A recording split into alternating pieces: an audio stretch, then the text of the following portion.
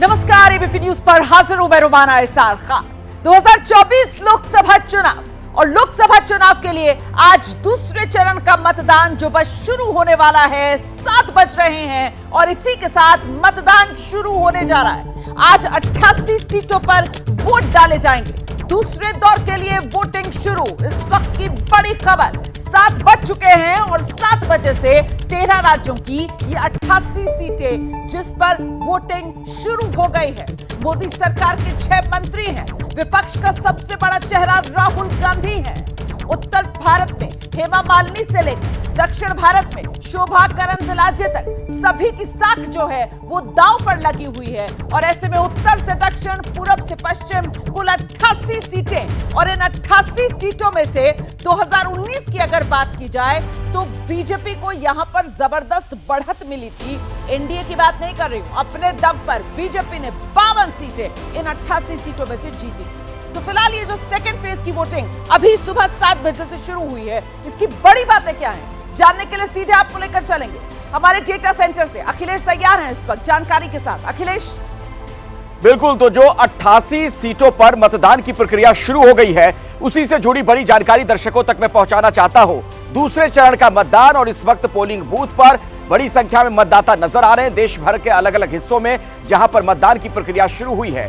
13 राज्य और केंद्र शासित जो प्रदेश हैं, 88 सीटों पर वहां पर मतदान जारी है। बड़ी खबर आपको बता दें, ये जो दूसरे फेज का मतदान है, 15 करोड़ 88 लाख मतदाता अपने मताधिकार का इस्तेमाल कर रहे हैं। यानी लगभग 16 करोड़ मतदाता दूसरे फेज में वोट डाल रहे हैं। 88 सीटों पर मतदान की प्रक्रिया जारी है।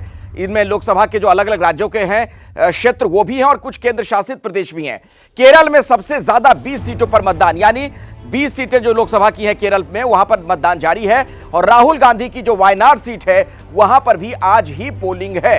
राहुल गांधी जो वायनाड से चुनाव लड़ रहे हैं, मोदी सरकार के 6 मंत्रियों से लेकर 2 पूर्व सीएम की किस्मत का फैसला भी आज होना है। कई हाई प्रोफाइल नाम इसमें शामिल हैं। लोकसभा स्पीकर ओम बिरला की ही बात कर लें तो राजस्थान के कोटा से एक बार फिर से वो चुनावी मैदान में है। इसके अलावा रविंद्र भाटी, पप्पू यादव जैसे दिग्गज निर्दलियों की सीटों पर भी वोटिंग जारी है। पप्पू यादव जो कि आपको पता है पूर्णिया से चुनाव लड़ रहे हैं। मंड्या से कांग्रेस के वेंकटा रमन गौड़ा सबसे अमीर उम्मीदवार हैं। जो सबसे अमीर उम्मीदवारों की लिस्ट है उसमें सबसे ऊपर है मंड्या से जो कांग्रेस के उम्मीदवार हैं वेंकटा रमन। और आज 4 राज्यों में वोटिंग का काम खत्म होगा। यह भी महत्वपूर्ण है कि 4 राज्यों में यह प्रक्रिया कंप्लीट हो जाएगी। पहले 2 चरणों को मिलाकर 14 राज्य और यूटी में वोटिंग खत्म हो जाएगी। तो दूसरे फेज में रोमाना जो मतदान अभी जारी है उससे जुड़ी कुछ बड़ी बातें दर्शकों तक हमने पहुंचाई। और आइए अब जल्दी से आपको ग्राउंड पर लेकर चलेंगे। हमारे तमाम सहयोगी इस वक्त हमारे साथ मौजूद हैं। सबसे पहले उत्तर प्रदेश के मथुरा में आपको लेकर चलूंगी। वीरेश पांडे आप देख रहे हैं हमारे साथ इस वक्त जुड़ गए। जरा जानते हैं वीरेश पांडे से, हैट्रिक लगाने के लिए जीत की हेमा मालिनी इस सीट से उतरी हुई है चुनाव मैदान में। फिलहाल जो मतदाता है, जो वोटर है, उसमें किस तरीके का उत्साह देख रहे हैं आप वीरेश? देखिए, मतदाताओं को बूथ तक लाने की कोशिश में यहाँ के जो पूर्व कैबिनेट मंत्री यूपी के श्रीकांत शर्मा रहे वो हैं, वो लगातार कोशिश कर रहे हैं कि मथुरा में जो मतदान है वो बेहतर हो सके। श्रीकांत जी आए हैं गोवर्धन मंदिर में पूजा पाठ करने, क्योंकि मथुरा में जो जीत की जिम्मेदारी है इनके ऊपर है। ये बताइए, जीत कितनी बड़ी? बहुत बड़ी जीत होगी और अब की बार 400 पार। 2014 में लोगों ने भरोसा व्यक्त किया था नरेंद्र भाई मोदी जी के ऊपर, और 19 में भरोसा और मजबूत हुआ, और 24 में जो 10 साल का जो काम है उसको और तेज गति से आगे बढ़ाएंगे। गोवर्धन जी की पूजा में देखिए, गोवर्धन जी की पूजा है, दूध चढ़ा रहे हैं, माला भी चढ़ा रहे हैं। भगवान से जो है प्रार्थना है कि जो मार्जिन है पिछली बार से भी ज़्यादा हो। अपनी पत्नी के साथ वो पहुँचे हैं गोवर्धन मंदिर में और पूजा पाठ की प्रक्रिया चल रही है। सामने उनकी पत्नी भी है, साथ में पूजा पाठ जो हो रहा है गोवर्धन जी। मान्यता है कि कोई भी शुभ काम करने से पहले, मतदान से पहले जो अपने गांव में मतदान करेंगे श्रीकांत शर्मा, उससे पहले मान्यता है कि ये पूजा पाठ की जाती है, बहुत शुभ होता है। और हर वर्ष की ये प्रक्रिया है जब मतदान होता है, चाहे वो विधानसभा की प्रक्रिया रही हो या हम कह सकते हैं कि लोकसभा में। जब भी मैं पिछले चुनाव में भी, विधानसभा के चुनाव में मथुरा आया था, जब खुद श्रीकांत शर्मा यहाँ से अपने विधायकी का चुनाव लड़ रहे थे, उस वक्त भी मतदान करने से पहले परिवार सहित गोवर्धन जी के दर पर आए थे और पूरी तरीके से अभिषेक किया था, पूजा पाठ किया था, पुष्पांजलि किया था और साथ ही साथ दूध चढ़ाने का काम। बिल्कुल, तो ये तस्वीरें आप देख रहे हैं श्रीकांत शर्मा मथुरा से ही हैं, वहां पर आज वोट डालेंगे। हिमाचल के लिए प्रभारी पार्टी की तरफ से बनाया गया है और वोट डालने के लिए मथुरा में इस वक्त पहले पूजा करते हुए उसके बाद वोट डालने के लिए श्रीकांत शर्मा जाएंगे। मैं आपको ग्राउंड पर लेकर चलूंगी अपने सहयोगियों के पास, लेकिन पहले लेकर चलते हैं आपको डेटा सेंटर अखिलेश के पास। और बिहार में आज जहां पर 5 सीटों पर वोट डाले जाने हैं, उन्हीं की बड़ी बातें और वहां पर किस तरीके की कड़ी टक्कर आज देखने के लिए मिलेगी, कौन सी वीआईपी सीट, कौन से वीआईपी चेहरे, बताएंगे हमें विस्तार से अखिलेश। जी बिल्कुल, तो 88 जिन लोकसभा सीटों पर आज मतदान की प्रक्रिया शुरू हो गई है, उनमें से 5 बिहार की सीटें हैं। कौन कौन सी सीटें हैं और क्यों महत्वपूर्ण है, इसे आप जरा समझिए। ये वो तमाम बड़े नाम आपके सामने। 5 बार कटिहार से जो तारिक अनवर सांसद रहे हैं, इस बार कांग्रेस के प्रत्याशी हैं और उनके सामने जेडीयू से हैं। 2019 में पहली बार सांसद बने थे दुलाल चंद्र गोस्वामी, तो इनकी जो टक्कर है ये कटिहार में नजर आ रही है। मनमोहन सरकार में मंत्री भी थे तारिक अनवर, आपको पता है एनसीपी में भी गए थे। और अब देखिए किस तरीके की टक्कर कटिहार में नजर आ रही है, वो हमने आपको बताया। कुछ और जो लोकसभा की सीटें हैं उसके बारे में भी आपको बता देते हैं। पप्पू यादव निर्दलीय चुनाव लड़ रहे हैं और उनके सामने संतोष कुशवाहा है जेडीयू से, लगातार 2 बार जीते हैं। पप्पू यादव की बात की जाए तो 5 टर्म्स लोकसभा के सांसद वो रहे, एमपी रहे हैं पप्पू यादव। और इस बार क्या होगा ये देखना बड़ा महत्वपूर्ण होगा। आपको पता है पप्पू यादव अलग अलग वजहों से, बयानों की वजह से लगातार पिछले दिनों सुर्खियों में भी रहे और खासतौर पर तेजस्वी यादव वाला जो बयान था उसको लेकर बड़ी चर्चा हुई थी। और क्या इस बार नजर आ रहा है वहां पर, समझते हैं। मेरे साथ सहयोगी श्रीनिवास जुड़ गए हैं। श्रीनिवास, बिहार में 5 लोकसभा क्षेत्रों में कांटे की टक्कर आज है, आप वहां मौजूद हैं ग्राउंड जीरो पर। पोलिंग बूथ में किस तरीके से मतदाता पहुंचते हुए दिख रहे हैं और क्या कुछ नजर आ रहा है, मुद्दे कौन से हावी हैं? अखिलेश देखिए, मैं इस वक्त किशनगंज में मौजूद हूं। आप हमारे पीछे मतदाताओं की कतार देख रहे होंगे, लेकिन जिस तरह का उत्साह मतदाताओं में दिखना चाहिए उस तरह का उत्साह नहीं है। अभी कतारें बहुत ही छोटी हैं। लेकिन मैं बात करूं पूरे सीमांचल की, तो सीमांचल की हर सीट पे मुकाबला बहुत ही रोमांचक है। आप कह सकते हैं, जहां तक किशनगंज की बात करें तो यहां पे भी मुकाबला त्रिकोणीय है।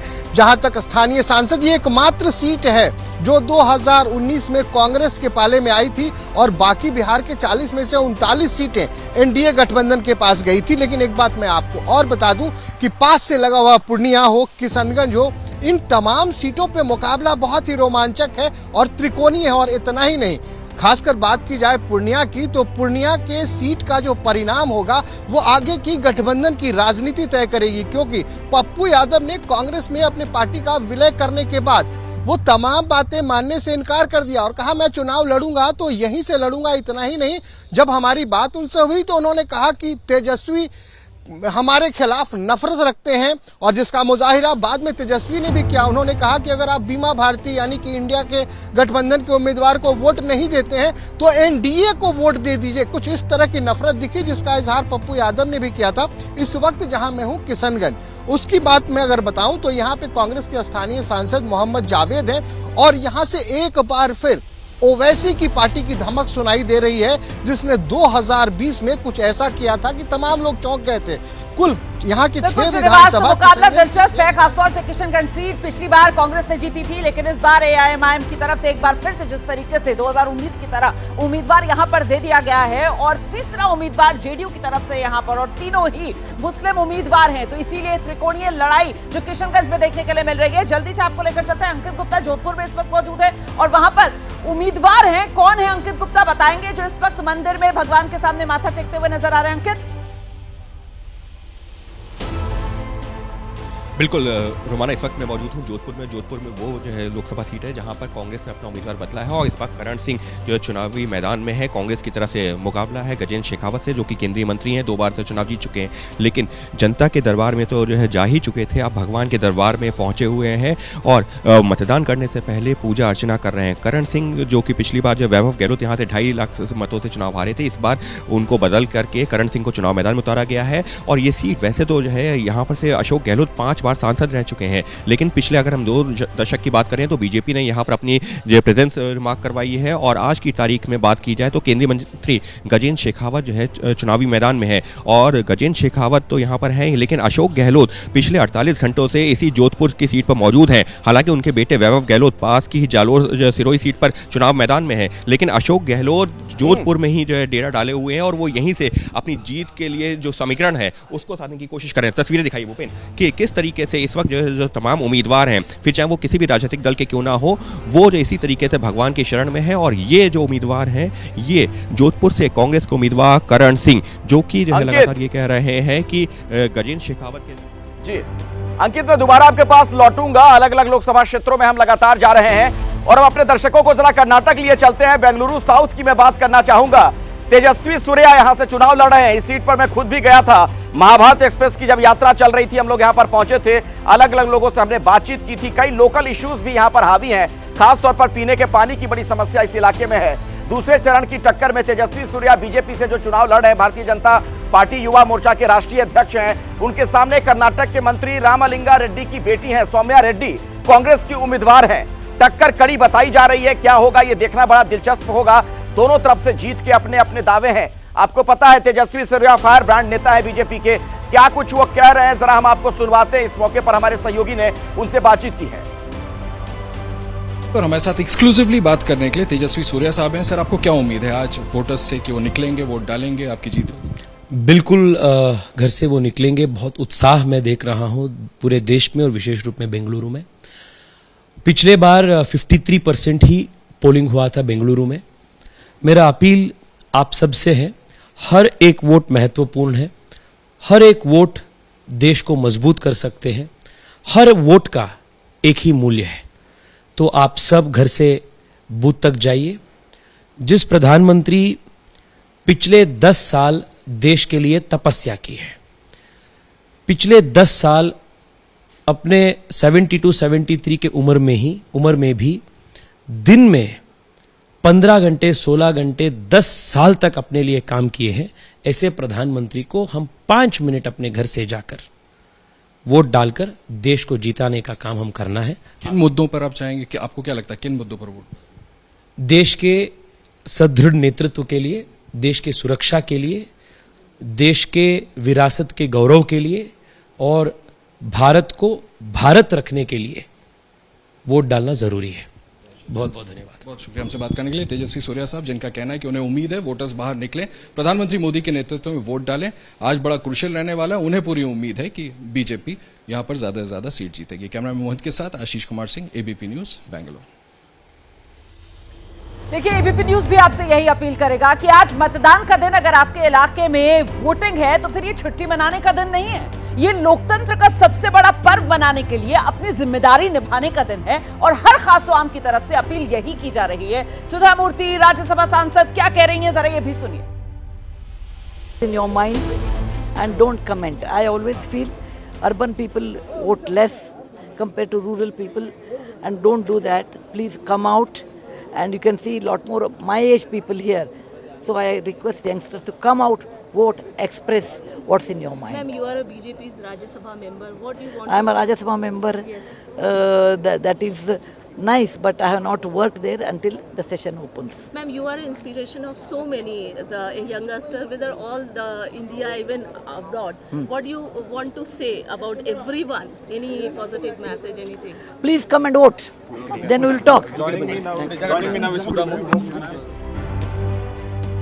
सुधा मूर्ति को आप सुन रहे थे, वोट डालने के लिए निकली हैं और सबसे अपील यही कह रही हैं कि अपनी जिम्मेदारी जरूर निभाइए।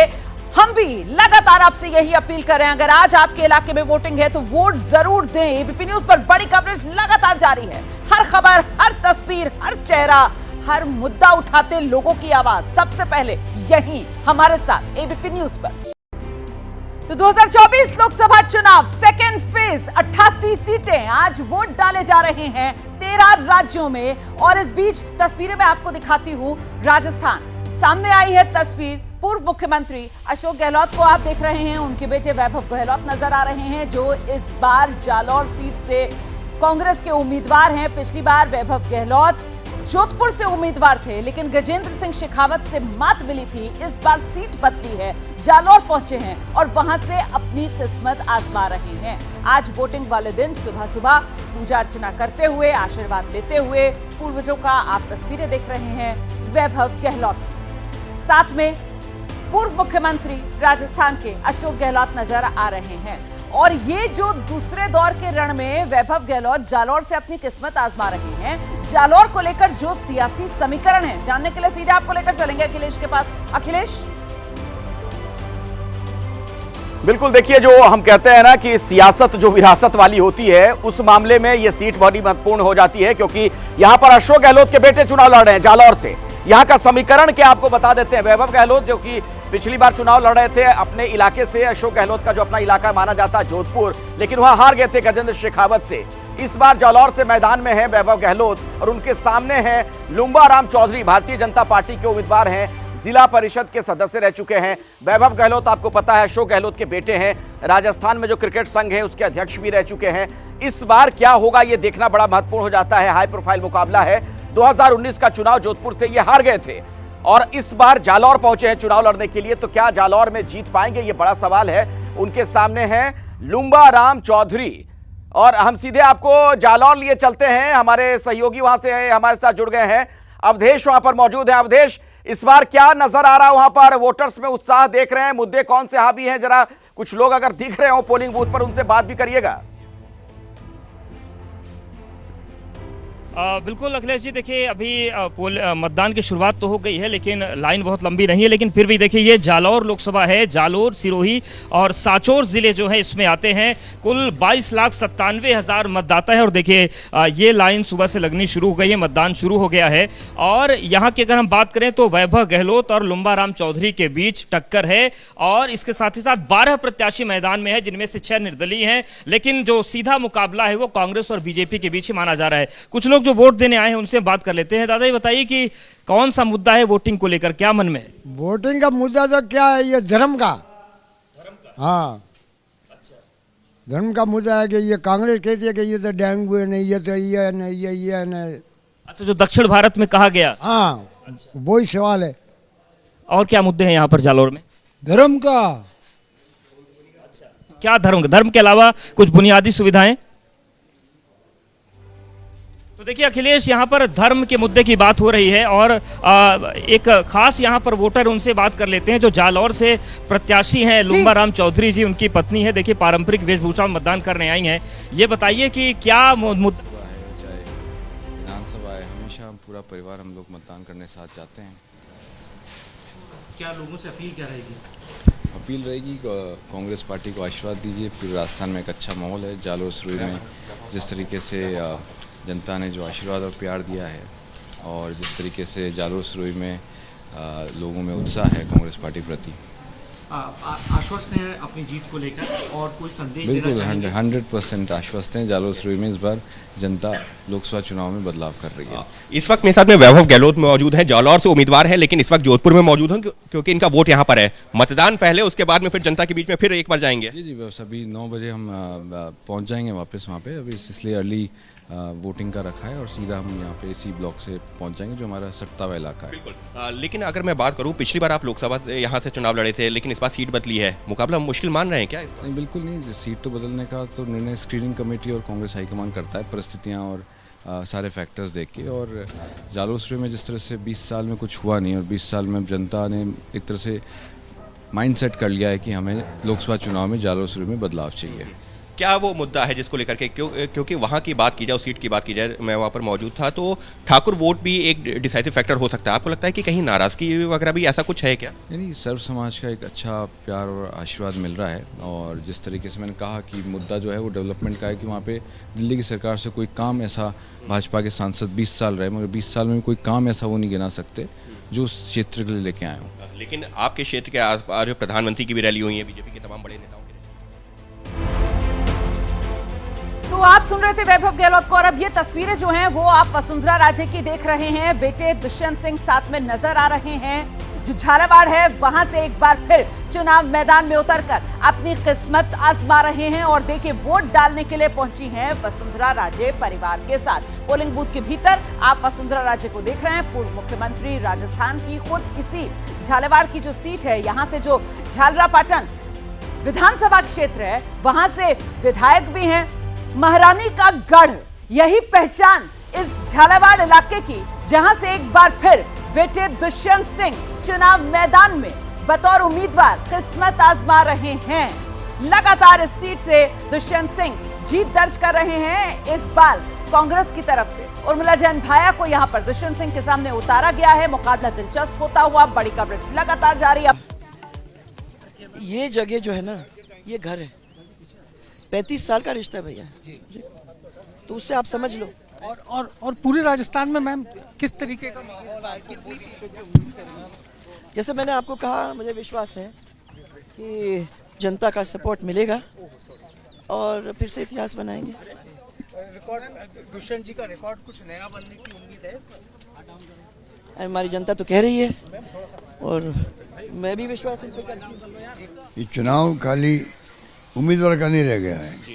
ये चुनाव देश के अंदर डेमोक्रेसी कैसे बचे, संविधान की जो धज्जियां उड़ रही है, संविधान को बचाने का चुनाव है।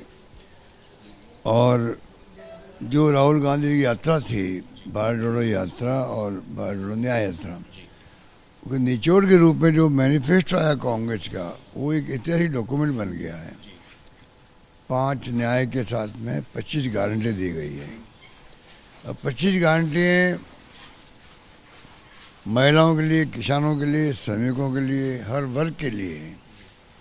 मैं समझता हूँ कि अपना आपके अंदर बहुत बड़ा फैसला कांग्रेस ने किया है, उसको आम जन तक पहुंचाने की बात। लेकिन सर, उसी मैनिफेस्टो पर प्रधानमंत्री ने जो है सवाल भी उठाया, तमाम बीजेपी के नेता सवाल उठा रहे हैं, कह रहे हैं कि तुष्टीकरण की राजनीति हो रही है। ये तो दुख होता है कि लोकतंत्र कहाँ जा रहा है, जिसका कोई लिंक नहीं है। प्रधानमंत्री जो बातें बोले हैं मैनिफेस्टो को लेकर के, 25 गारंटी को लेकर के, उनकी व्याख्या खुद नहीं कर दी है, व्याख्या कर दी अलग से।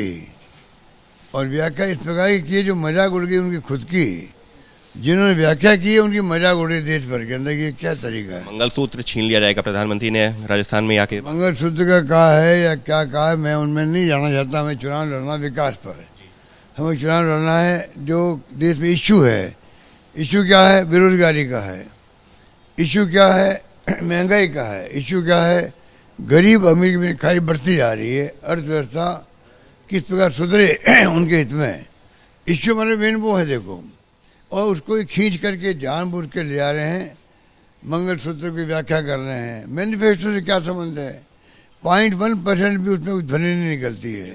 सवाल तो ये भी हो रहा है कि कांग्रेस के जो है नेता जैसे अगर सरकार में कहीं पर जीत भी गए तो वो लोगों की संपत्ति बांट देंगे। ये तो मजाक हो रही है। इस प्रकार प्रधानमंत्री मोदी जी बोलेंगे, किसी को यकीन नहीं था। पहली बार जब वो बोले हैं, अभी तक लोग उन पर विश्वास कर रहे थे। पहली बार ऐसा हुआ है कि जब ये इस प्रकार की भाषा बोलने लगे हैं, संपत्ति इकट्ठे करेंगे, मंगलसूत्र इकट्ठे करेंगे, तो अशोक गहलोत को आप सुन रहे हैं, सीधे तौर पर निशाने पर प्रधानमंत्री नरेंद्र मोदी को लेते हुए कह रहे हैं कि बीजेपी जो है वो एक तरीके से उसकी बौखलाहट है जो प्रधानमंत्री नरेंद्र मोदी के इन बयानों से देखी और समझी जा सकती है। आज जो वोटिंग हो रही है उसमें उत्तर प्रदेश की भी 8 सीटों पर वोट डाले जा रहे हैं, जिसमें मेरठ की लड़ाई जो है उसको बहुत दिलचस्प बताया जा रहा है, क्योंकि दरअसल मेरठ में टीवी सीरियल रामायण के राम जो बीजेपी की तरफ से उम्मीदवार हैं, और वहीं दूसरी तरफ समाजवादी पार्टी की तरफ से सुनीता वर्मा को चुनावी मैदान में उतारा गया। और इसी वजह से इस लड़ाई को राम वर्सेस सबरी की लड़ाई कहा जा रहा है। इसी की और बड़ी बातों के लिए सीधे आपको लेकर चलते अपने सहयोगी अखिलेश के पास। अखिलेश, बिल्कुल, ये जो मेरठ का मुकाबला है एक लिहाज से आप कह सकते हैं कि कांटे की टक्कर है, क्योंकि बीजेपी भी पूरी ताकत लगा रही है। योगी आदित्यनाथ कई बार वहां पहुंच चुके हैं, रोड शो कर चुके हैं। तो ये जो टक्कर हो रही है उसमें समझिए एक तरफ अरुण गोविल हैं, बीजेपी के उम्मीदवार जो रामायण सीरियल में राम का किरदार निभा चुके हैं और इस तरीके से बहुत चर्चित चेहरे के तौर पर हैं। हालांकि उनसे मुद्दों को लेकर जब सवाल पूछे गए थे तो उनका ये जरूर कहना था कि उस पर बाद में बात करेंगे चुनाव के बाद। पहली बार चुनाव लड़ रहे हैं। लोकसभा चुनाव की जब बात हो रही है तो पहली बार चुनावी मैदान में है अरुण गोविल, और उनका जो मुकाबला है बहुत आसान भी नहीं कहा जा सकता। समाजवादी पार्टी भी पूरी ताकत के साथ मेरठ में चुनाव लड़ रही है, जो ये इंडिया गठबंधन है उसके उम्मीदवार के तौर पर। और ऐसे में आप देखिए अरुण गोविल की टक्कर कैसे यहां पर बहुत आसान नहीं कही जा सकती है, और इसका एहसास है बीजेपी को, इसीलिए पूरी ताकत लगाती हुई बीजेपी नजर आई है। और ये आज की तस्वीर है, ये जो आप देख रहे हैं अरुण गोविल को, ये आज की तस्वीर, आज मतदान का दिन है। आप देखिए तिलक लगाकर वहां पर घर से उन्हें रवाना किया जा रहा है। पोलिंग बूथ की तरफ अब जाएंगे, अलग अलग मतदान केंद्रों का मुआयना करेंगे। और हमारे सहयोगी ने अरुण गोविल से बातचीत की है आज सुबह। इस मौके पर वो मतदान वाले दिन क्या कह रहे हैं, सुनते हैं। सीट पर पूरे देश की नजरें टिकी हुई हैं, चूंकि यहां पर रामायण में राम का किरदार निभाने वाले राम यानी अरुण गोविल चुनाव मैदान में, उन्हीं से हम खास बातचीत कर लेते हैं। सर, लगातार पूरी मेहनत की, लगातार देखा हमने भी, शहर की बात हो, गांव की बात हो, मोहल्लों की बात हो, पुराने मोहल्लों की बात हो, सब जगह आप गए। आज आपका एक तरीके से कहते हैं कि एग्जाम है, जो तैयारियां हो गई थी, खुद को कहां पा रहे? नहीं, खुद को बहुत सही जगह पर पा रहा हूं, बहुत सिक्योर्ड हूं, तो मुझे कोई समस्या वाली बात कहीं भी नहीं है, बिल्कुल भी नहीं है। I am at ease completely, बिल्कुल। अच्छा, प्रधानमंत्री का यहाँ आना, मुख्यमंत्री का कई बार आना, रोड शो करना, उन पुराने इलाकों में ताकत दिखाना, जो जीत की कहानी लिखते हैं, आपको लगा कि उनसे बहुत सारी चीजें बदलती हैं? ये जो हमारे जो बड़े नेता होते हैं, जो नेतृत्व होता है, वो जब आता है सामने तो उससे बहुत फर्क पड़ता है, बिकॉज देश को बनाया है उन लोगों ने, और वो जब आते हैं तो सभी को लगता है कि नहीं, ये बात जो जिसके लिए वो आए हैं वो बात सही है, और उसी हिसाब से फिर वोटिंग होती है। अच्छा सर, जैसे कहते हैं कि सियासत में आप नहीं रहे, तो इतने दिन जाना और एक्सपीरियंस करना, आज आपको क्या लग रहा है? नहीं, आज तो मैंने बताया कि आज मैं सबसे अपील यही कर रहा हूं कि वो अपना अपना वोट डालें। वोट जरूर डालना चाहिए, सबको डालना चाहिए, और जो भी वोट डालता है वो अपनी पसंद के प्रत्याशी के ऊपर या अपनी पसंद की पार्टी के ऊपर डालता है, ऑफ कोर्स। तो बाकी सब तो ठीक है, everything will be well, there is no problem at all. अच्छा, जिस तरीके से कहा था कि राम आ गए हैं, तो उस राम शब्द का कितना असर आपको यहाँ पर दिखाई दिया, जैसे लोगों के बीच गए? राम शब्द का असर तो पूरे विश्व में है, पूरे ब्रह्मांड में होता है, पूरे देश में होता है, तो वो यहाँ भी है। वो राम हमारे मन में होते हैं बेसिकली, यू नो, तो उसका असर तो हमारे कर्मों पर, हमारी सोच पर, हमारे विचारों पर पड़ता ही है। संसद की सीढ़ियों तक पहुंचने में कितना कॉन्फिडेंस है, आपको लगता है कि मुझे लगता है राम जी ने ये कृपा मेरे ऊपर कर दी है, मैं पहुंच जाऊंगा। अरुण गोविल को आप सुन रहे हैं। बीजेपी ने यहां से अपने मौजूदा सांसद, और वो भी 3 बार के सांसद रहे, राजेंद्र अग्रवाल 2009 में जीते, 14 में जीते, 19 में जीते, उनको टिकट उनका हटाकर अरुण गोविल को चुनाव मैदान में उतारा है। और अब आपको सीधे बिहार लेकर चलेंगे, पूर्णिया से हमारे सहयोगी प्रकाश कुमार आप देख रहे हैं इस वक्त हमारे साथ मौजूद है। प्रकाश कुमार के साथ पूर्णिया की इस लड़ाई को जो सबसे दिलचस्प बना रहे हैं, त्रिकोणीय बना रहे हैं, वो निर्दलीय चेहरा नाम पप्पू यादव मौजूद हैं। जरा बातचीत कीजिए, आज वोटिंग वाले दिन कितने कॉन्फिडेंट पप्पू यादव नजर आ रहे हैं? प्रकाश, मुसलमान हो या दलित आदिवासी, बिल्कुल हम उनसे बात करेंगे और ये जानना चाहेंगे कि आखिर उन्हें आज सुबह से किन लोगों की शुभकामनाएं मिल रही है, क्योंकि इनका दावा है कि राहुल गांधी और प्रियंका दोनों उनके साथ में हैं। तो क्या इनका साथ वाकई में है? तेजस्वी यादव जिस तरह से यहाँ प्रचार कर रहे थे, उन्होंने कैंप किया था, क्या उसका असर दिखेगा? पप्पू यादव निर्दलीय मैदान में है और इत्तेफाक है कि कई बार निर्दलीय ही वो यहाँ से सांसद चुने गए हैं। हम उन्हीं से बात करते हैं। पप्पू जी, ये बताइए कि मैं बहुत क्लियर हूँ और मैंने साफ शब्दों में कहा कि दिल सब जीत चुका हूँ, दिल भी जीता, एक एक जात को जीता हूँ। मुझे कोई राजनीति जिसने मुझे मरवाने की कोशिश की, पॉलिटिकल डेथ करने का किया, प्रशासन के द्वारा मरवाने की कोशिश हुई, सब पूर्णिया की मां ने हमें बचाया है। और आपको दिखेगा 80% लोग। आपको आज सुबह से किसी की शुभकामना मिली है? राहुल गांधी, प्रियंका गांधी किसी ने शुभकामना दी आज के लिए? सर, मुझे बहुत सारे लोगों ने शुभकामना दी है, जिसमें देश की जनता है। ट्विटर्स पर आप देख लीजिए, कल जब एक नेता मेरे खिलाफ जब स्पीच दे रहे थे कि वहाँ पर किसको जिताओ, बड़ा नेता जो आज तक आज़ादी के बाद किसी ने इस तरीके से आप स्पीच नहीं दिया, और वो जब तो उसके नीचे सबने पप्पू यादव जिंदाबाद, पप्पू यादव विक्ट्री, हर जात धर्म के लोग, हर मजहब। आप पहली क्यों बुझा रहे हैं? नाम लीजिए ना उनका सीधे। सर, मेरे जिसको मैं पिता मानता हूँ, उसने कल एक वीडियो जारी किया ना, और महाराजा जी वो हैं उनको भी अपना महाराजा का अहंकार है और उनके राजा को भी अहंकार है, जो यहाँ 4 दिन आकर के हमको गाली गलौज भी दी, हमको कोशिश भी किया क्रिमिनल के द्वारा गाली गलौज करवाने का, कहा भी कि मार देंगे पप्पू यादव को। किसने कहा है? ऐसा कोई ऑडियो है? कोई सब कुछ है।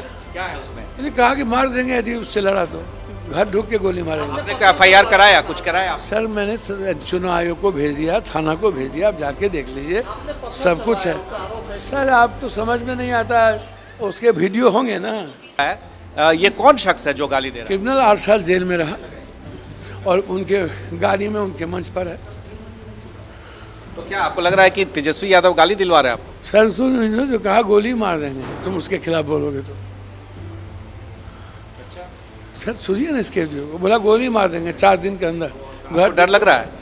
सर जब कोरोना से डर नहीं लगा और यहाँ सभी लोगों की ब्लेसिंग जिसके साथ हो, इतने तंग के बावजूद हस्तिनापुर की गद्दी को लात मार के मधेपुरा सुपौल जो मेरा घर है उसका दिल तोड़ के जब मैंने पूर्णिया के अपनी माँ के साथ खड़े हो गए तो उसके बाद भी मरने का डर। पटना के बाढ़ में आपके खिलाफ है, प्रशासन ने कार्रवाई की है और कहा जा रहा है कि 50,000 रुपए आपके गाड़ी से मिला, गाड़ी का जब्त किया गया है। ये क्या पैसे का खेल चल? आप बताइए 50,000 रुपया किसी के पप्पू यादव के जेब में नहीं होगा। आप हमको बताओ किस तरीके से तंग किए गए। मेरे गाड़ी पर सब कुछ रोक लगे हुए हैं और गाड़ी रोक दिया अभी से। डीएम ने इतनी बदमाशी की, मैंने कहा कि किस बात पर गाड़ी रोक रहे हो? यहाँ के जो डीएम ने कहा कि नहीं रोक सकते। आरओ से मैंने पूछा, बोला नहीं रोक सकते, आपको नया सामने मिलेगा। जिस पर मैं बैठा था, मेरी सिक्योरिटी बैठी थी, वो गाड़ी रोक दिया। आपकी इस दरमियान में राहुल गांधी या प्रियंका गांधी से बात हुई चुनाव? सबकी ब्लेसिंग है, सब लोग वहाँ से देख रहे हैं, हर लोग हर कांग्रेसी इसके देख रहे हैं, हर दल के नेता यहाँ देख रहे हैं। आप चिंता ना। आपकी लड़ाई किससे है? बीमा भारती आरजेडी से, तेजस्वी से, या फिर संतोष कुशवाहा जो एनडीए को? जनता की लड़ाई किसी से होती है क्या? जनता जब एक बार निर्णय लेता है तो कोई रहता है क्या? चाहे मेरी पप्पू यादव की कोई औकात है क्या? जो लोग यहाँ जो लोग 5 बार आकर के 5 बार यहाँ आकर के हमको औकात दिखाए, यहाँ बैठे नीतीश बाबू आए, ट्रेंड किए, और पूर्णिया किसी का है, पूर्णिया बेटा का है। पूर्णिया में महाभारत की स्क्रिप्ट लिखी गई थी पटना में, दिल्ली में, पटना में, और उसका इतिहास सीधा है 4 जून को दिखेगा। एक नई के साथ जाएंगे सर, नई राजनीति का औरा तय करेगा पूर्णिया का इतिहास। मैं दिल से कह रहा हूँ आपको, आप सबकी ब्लेसिंग चाहिए मुझको। मुझे किसी की नफरत के खिलाफ नहीं बात करनी है। मैं थैंक्स दूंगा और ब्लेसिंग दूंगा उनकी दोनों बहनों को। निर्दलीय है ना, तो निर्दलीय होकर आप किसका समर्थन करेंगे? सर आप बेफिक्र हैं, पूर्णिया की जनता की भावना के अनुकूल आजीवन चलूँगा। सर मरना यहाँ, जीना कहाँ, तेरे सिवा जाना कहाँ। सर मुझे सिर्फ जनता का ब्लेसिंग चाहिए।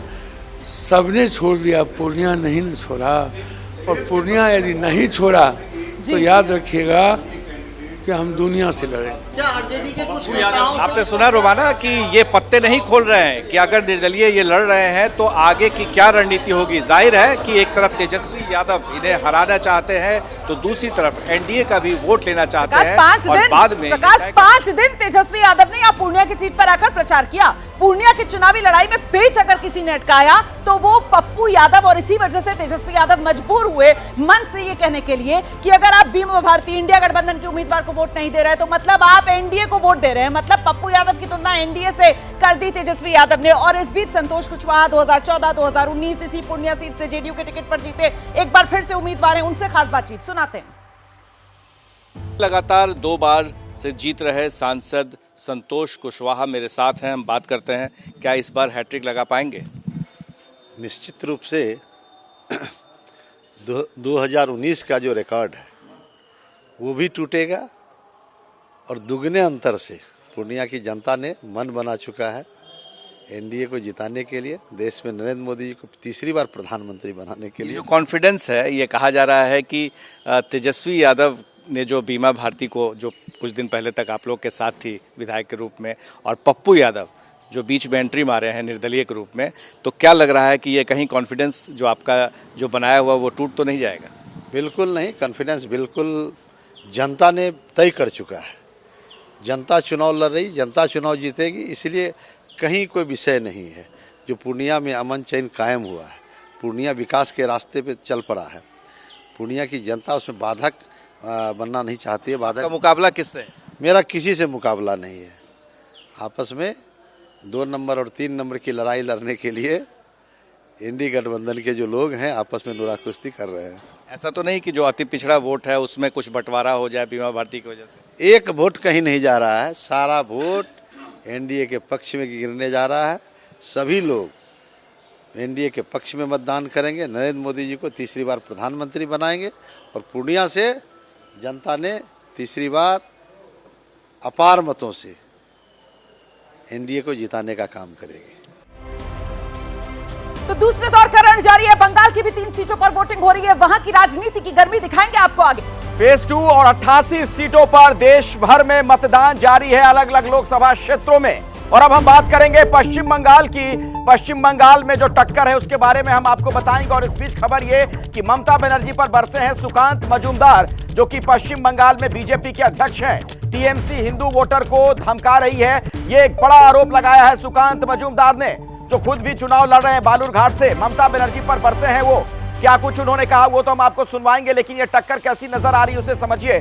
सुकांत मजूमदार जो कि प्रोफेसर रहे बॉटनी के, अब चुनावी मैदान में सुकांत मजूमदार बालूरघाट से चुनाव लड़ रहे हैं। पश्चिम बंगाल बीजेपी के अध्यक्ष रहे हैं। उनका ये जो राजनीति का सफर है उसके बारे में भी हम आपको बता रहे हैं। पहली बार 2019 में वो जीते थे, यानी सिटिंग एमपी हैं और एक बार फिर से चुनावी मैदान में ताल ठोक रहे हैं। क्या होगा सुकांत मजूमदार का, ये देखना बड़ा अहम हो जाता है। और आपको पता है पश्चिम बंगाल में पहले चरण में हिंसा की खबरें भी आई थी, इस लिहाज से बहुत ज्यादा अभी वहां पर सख्ती है।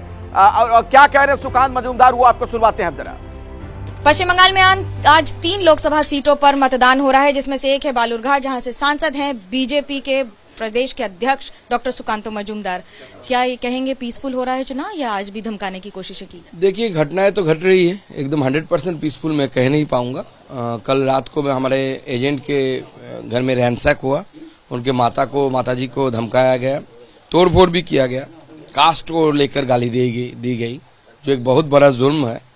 और आज सुबह फिर भी वो बैठा, एजेंट बैठा। टीएमसी सोच रही थी कि अगर बीजेपी के एजेंट में रात में हमला हो जाएगा तो नहीं बैठेगा, लेकिन बैठा फिर भी, और हिम्मत के साथ डटे हुए है कार्यकर्ता। नारोई बोल के एक विलेज है, वही गंगारामपुर में सबसे ज्यादा ऐसे घटनाएं घटी। और इटाहार में हिंदूज माइनॉरिटीज है। नारोई बूथ का बात मैं बोल रहा था, वहां पे कल्याण बोल के एक टीएमसी के गुंडा लोगों को धमका रहे हैं, वोट नहीं देने दे रहे हैं। इटाहार में हिंदूज माइनॉरिटीज है, वहां पे विधायक हिंदुओं को धमका रहे। कल रात बाइक लेके घूम रहे थे उनके लोग, हिंदुओं को वोट नहीं देना है। क्या आपका ये आरोप है कि तृणमूल कांग्रेस हिंदू वोटर्स को धमका रही है बीजेपी के खिलाफ? इटाहार में हिंदू वोटर्स को ही धमका रही है। हिंदू जाएंगे तो वहां पे बीजेपी को वोट करते हैं। अभी पिछली इलेक्शन का जो ट्रेंड देखेंगे तो हिंदू वोटर्स जो है इटाहार के, वो mostly they have voted for BJP.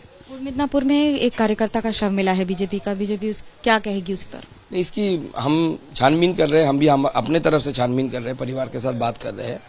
अगर इसको लगता है कि इसमें जो कुछ गलत है, दाल में कुछ काला है, तो हम आगे कोर्ट तक जाएंगे और सीबीआई की मांग करेंगे।